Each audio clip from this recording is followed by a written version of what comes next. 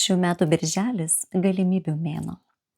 Tai yra neribotos sėkmės mėnuo prieš užteminį rugpjūtį, prieš retrogradinį Merkurijaus judėjimą Liepą. Tai belieka stebėti visatos ženklus, pasikartojančius skaičius, būti dėmesingiems viskam, kas ateina į jūsų gyvenimą. Būtina svajoti tikslingai bei atsakingai. Ne be priežasties. Aš jaunaties svaja ir tu seki būtent svaja.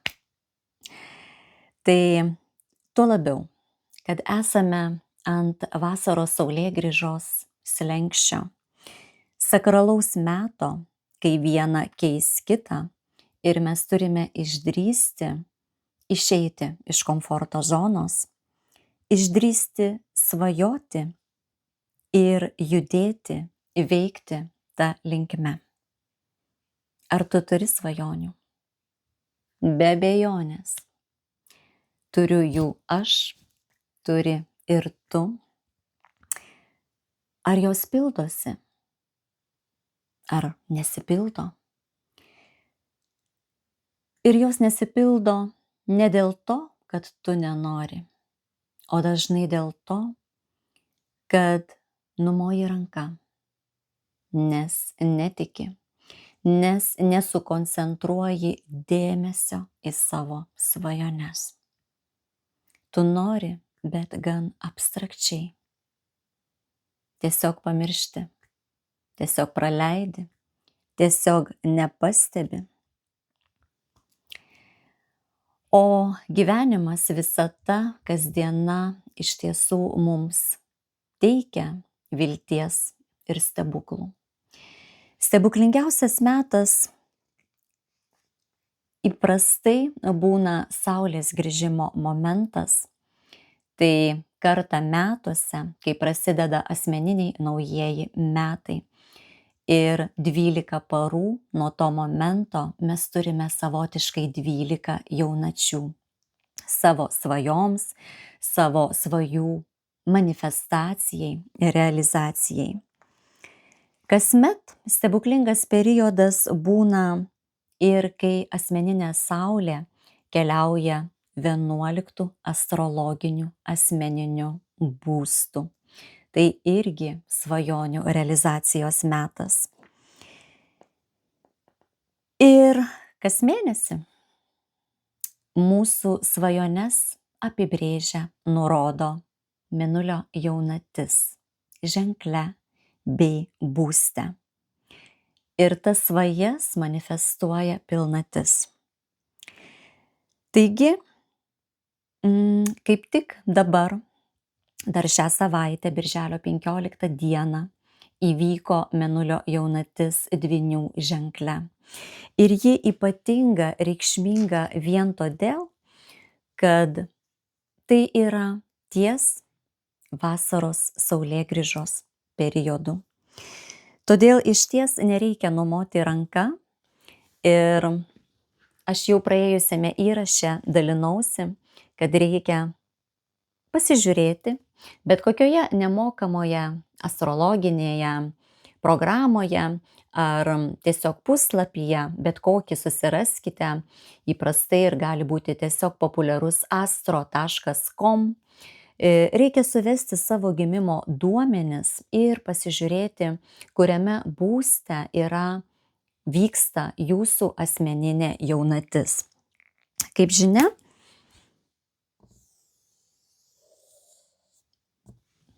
sakykime, čia toks mūsų brėžinys, kai jūs susiformuosite pagal savo gimimo duomenis. Ir zodiako ratas visuomet yra dalinamas į 12 dalių. Tai yra 12 zodiako ženklų arba 12 ir būstų, sričių.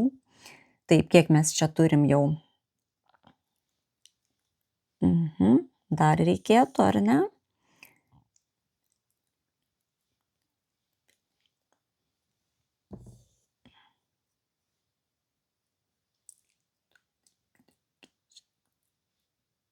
gal nelabai aš čia taisyklingai, gražiai tai padariau.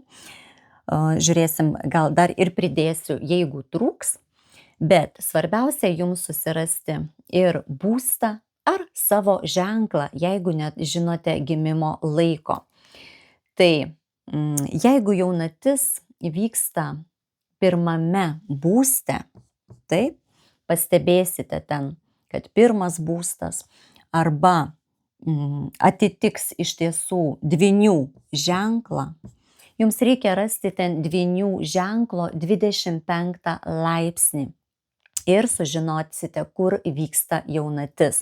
Dvynių ženklas atrodo taip ir pamatysite, koks skaičiukas yra, koks būstas tame dvynių ženkle pas jus.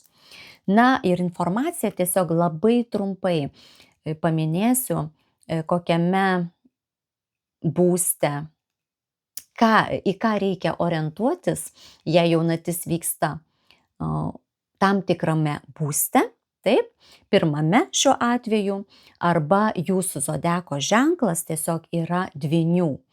Tai yra laikas asmeniniam augimui, asmenybės ir įvaizdžio pokyčiams. Toliau, jeigu esate jaučio ženklo atstovas, taip, ir arba vyksta jaunatis būtent antrame astrologinėme būste, tai jums yra asmeninis laikas finansinėms iniciatyvoms. Tiesiog konkreti tema.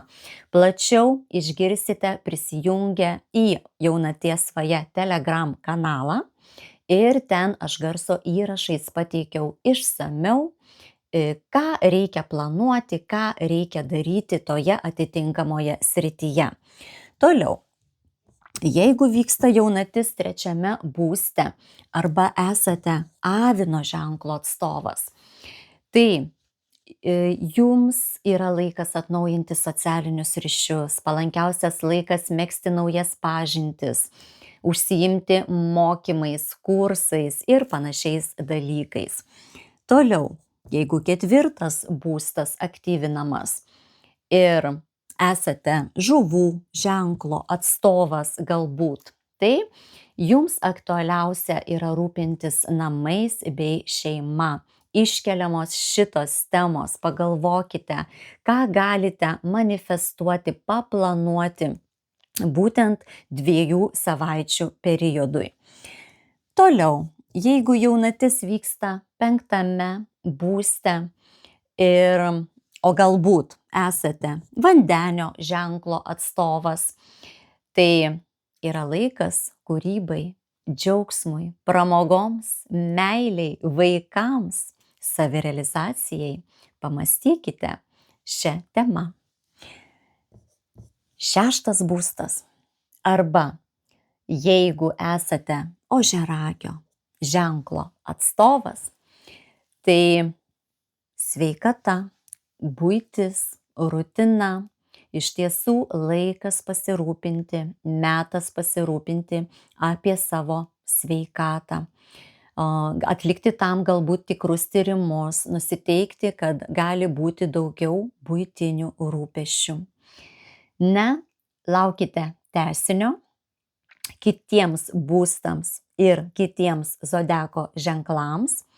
Ir labai svarbi informacija ir mano pasiūlymas bus būtent kitame įraše, apibendrinantis, sakykime, ir šį įrašą, ir praėjusi įrašą, ir užuomina tokia apie tai, ką galime tikslingai nuveikti dėl savo svajonių realizacijos.